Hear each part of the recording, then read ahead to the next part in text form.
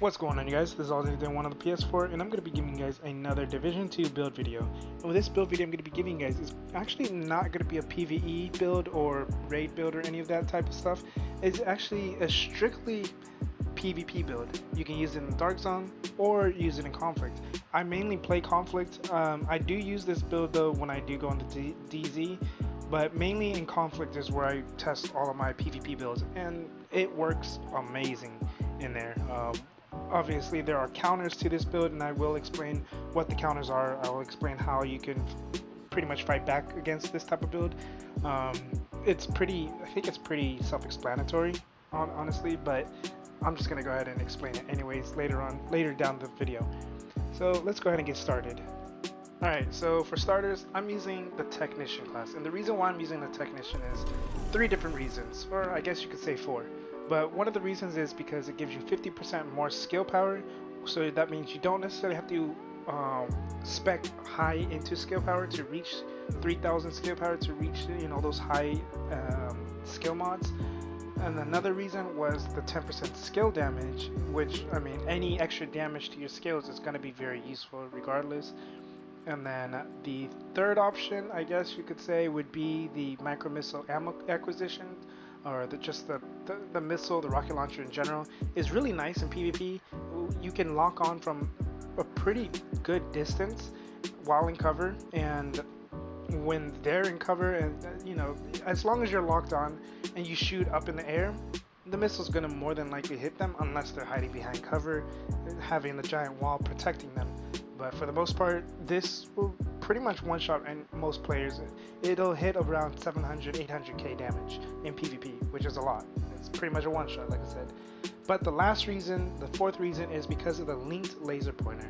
So the Technician's laser pointer, it pulses the enemies automatically. And I don't know if you guys have seen my PvE skill build, but I use this as well there. And the reason why this is really good is because it's basically a free skill. You don't have to run a pulse, you don't have to run a remote pulse, you don't have to rely on somebody else running a pulse or anything. All you do is aim at the person and they automatically get pulsed. So that resistance, that pulse resistance from the specializations that all specializations have, the 50% pulse resistance, doesn't even matter because you're gonna pulse them no matter what. And then it only works for long-railed weapons though, for the underbarrel. So it will not work for the what's called the FAMAS, not the FAMAS, and it will not work for the CTAR, which means the rail splitter. But it does work for the M4, the police M4, which is the gun you're going to be using. Now, if you do not have the Technician, don't worry, you can still run the Demolitionist because you can get the extra explosive damage by 25%, wherever it's at right here, 25%, which affects your grenade skills and other status effects type of stuff. And then you also can basically become immune to explosions for every 60 seconds. Right here, ignore explosions every 60 seconds. So these 2 perks are really nice, and also so is crisis response, but you're gonna not really run a lot of health, so having crisis response really won't do you much justice anyways. So now let's go ahead and go into the gear. So the weapons I'm using is obviously, as you can see, the police M4, the Merciless, and just a regular old custom PF45. It doesn't matter what sidearm you use. It comes down to the third talent. But the reason why I'm using the Police M4 is, like I had said earlier, is because you can utilize the long underbarrel rail. I mean, it has a long underbarrel rail, so which means you can utilize the Lynx laser pointer. Now, it doesn't just have to be the Police M4. It can be anything that has a long barrel or a long underbarrel rail. But since the Police M4 is one of the higher top tier ARs in the game in general for both PvE and PvP, and it's also been one of my most favorite weapons since I started playing this game back, long time ago, I guess. It's definitely the weapon I would highly recommend getting. Now, the talents I would recommend also would be Sadist for sure on the Police M4. Try to, if you can, re-roll, or not re-roll, but craft the Police M4 and try to get a high damage roll on it, which would come down to, let me see, it would be 12.5, like I think 12.8k is the max. So anything that's around 12,000 and higher on the base damage, it's going to be really good. And then if you can roll Sadist on it, or if it comes with Sadist, then that's a plus. That'll be really good. If you can get Stable or Extended or Allegro, whatever second talent you like, then go for it. For me, I like Stable, I like Optimized, I like Extra and Allegro. They're all just really nice. Even Fast Hands, extra faster reloading. In Rhythm or Protected Reload is what I would recommend for the third talent though. Anything else, not really. And then obviously the Merciless, if you guys don't know, you're not going to be using the Merciless, you're only using it for the holster perk. While holstered, landing a shot has a 5% chance to deal 100% damage as explosive damage. So you're going to be doing 100% more explosive damage with your AR if it procs, a 5% chance. Plus, if you have Destructive somewhere on your gear, preferably your knee pads, then you're going to also get an extra 40% explosive damage. Plus your mods, if you have yellow mods, utility mods that have explosive damage, those are extra. So you're getting 100% plus 40% plus whatever else you're getting from the holster, the Merciless holster perk added onto that every 5% chance.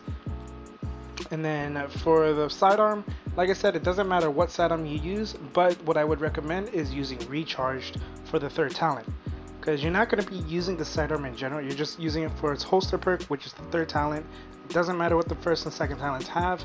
The reason why you want to have Recharged is so it has more charges in your hive, in your Stinger hive. So my Stinger hive is currently at 16 charges, but with this Recharged equipped, and while I'm at full armor, I get up to 18 charges instead of 16. So that extra 2 can definitely help out.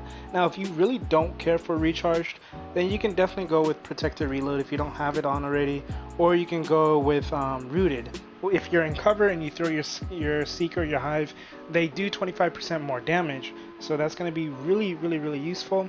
But the downfall is if you get out of cover, you lose the buff, and this buff only lasts every 60 seconds. It's a 10-second duration.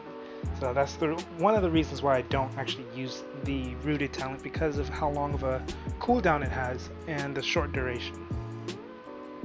Now for the gear itself, as you can see, I'm running a Gila mask, 2-piece hardwired, Fenris chest or Stritzvas chest, as you can see it's the red slot, BTSU gloves, and another Gila piece which is on the knee pads with Destructive.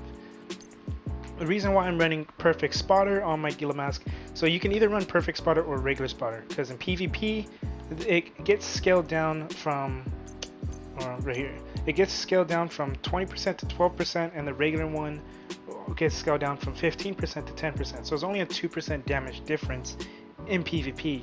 So it's not that big of a deal if you don't have Perfect Spotter. I ended up getting Perfect Spotter and just re-rolled for hazard protection, higher hazard protection. So I rolled higher hazard protection and it came with skill haste. And then on the utility slot as well, I threw on skill power with Hive and Seeker because I needed the extra skill power so I can use the both Hive and Seeker mods. So my hardwired backpack, it comes with insulated and 101 skill power, 15.1k armor, and then I threw on 11.5% total armor. Now what I do want to end up doing is crafting another hardwired backpack, or just keep crafting them until I get better ones, but coming with insulated and maybe like 20k armor, 100 skill power higher, and then hopefully I can eventually farm enough backpacks to get a 20% or higher total armor percentage, but that'll be a while. But those are the stats you basically want to go with. The skill power is pretty low, but you don't really need to worry too much because you do want to make sure you have high armor as well. And then I am running on the utility mod slot 3.5% explosive damage, and then on the offensive mod slot it is AR damage. So whatever you're using, if you're using an AR, make sure you do put on the offensive slot AR damage. So it has 6% AR damage in total.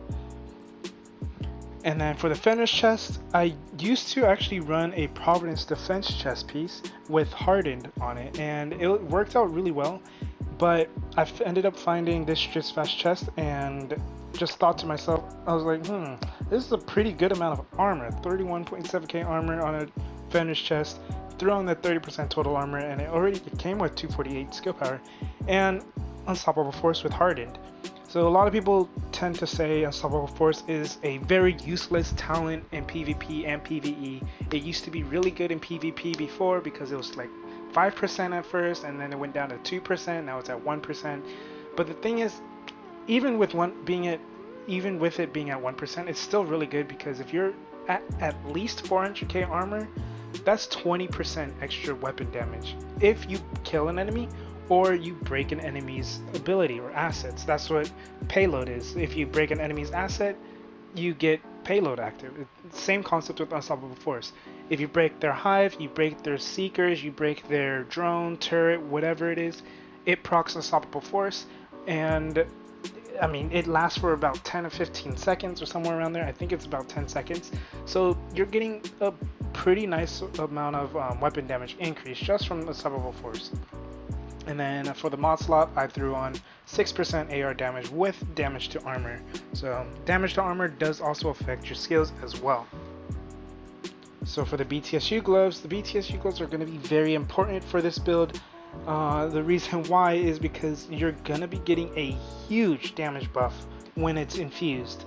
Now, the problem with the BTSU gloves, I mean, it obviously is not an issue. It's just the issue that will happen though for some of you guys that do end up running this type of build is if you run into players that have 100% hazard protection. If all 4 players on the team in conflict have hazard protection, this build becomes useless because you cannot proc your BTSU gloves anymore.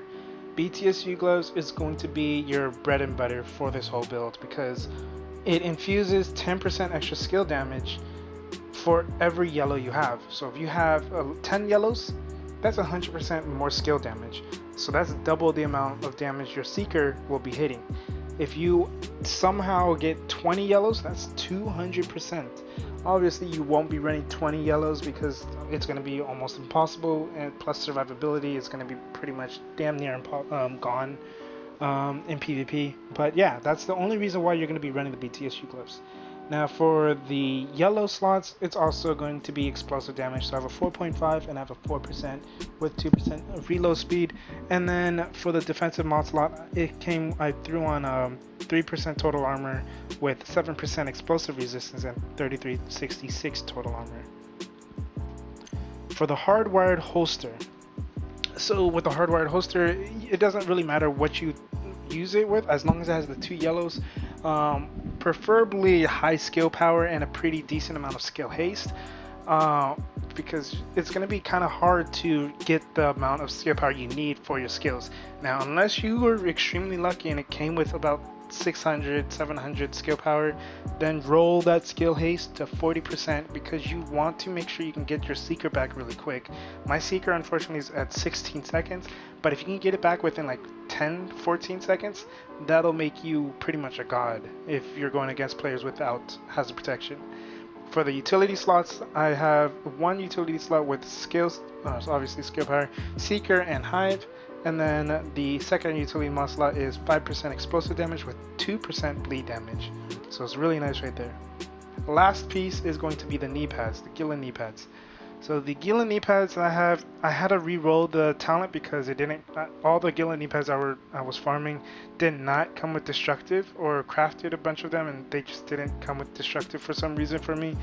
But it came with 10.5% total armor. I have another one that has 12% total armor and hard hitting, but that's for PvE content, and I don't want to re-roll that or anything.